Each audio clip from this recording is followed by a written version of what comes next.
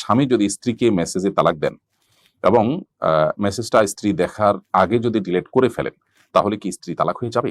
মৌখিক বা লিখিত যে কোনোভাবে তালাক দিলে কিন্তু তালাক হয়ে যায়। অর্থাৎ যে কথা আপনি মুখে উচ্চারণ করলে তালাক হবে, ওটা আপনি লিখে দেন, লিখে পাঠান বা লিখে দেন, তাহলে কিন্তু তালাক হয়ে যায়।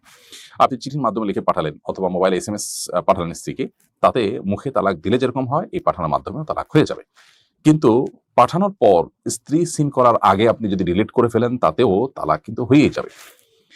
অর্থাৎ স্ত্রী জানলো কি জানলো না বা স্ত্রী দেখলো কি দেখলো না সেটা গুরুত্বপূর্ণ নয়, আপনি তালাক দিয়েছেন কিনা সেটা গুরুত্বপূর্ণ। আপনি যদি তালাক দিয়ে থাকেন, তাহলে সেক্ষেত্রে তালাক পতিত হয়ে যাবে।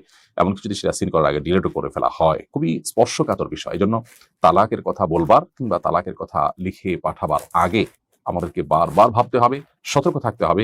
এটি ছেলে খেলা নয়, এটি একটি সংসার, দুটি বন্ধন, দুটি পরিবার, তাদের জীবনের সবচেয়ে গুরুত্বপূর্ণ সিদ্ধান্ত। বিধায় এটার আগে বহুবার ভাবতে হবে এবং শান্তভাবে সিদ্ধান্ত নিতে হবে।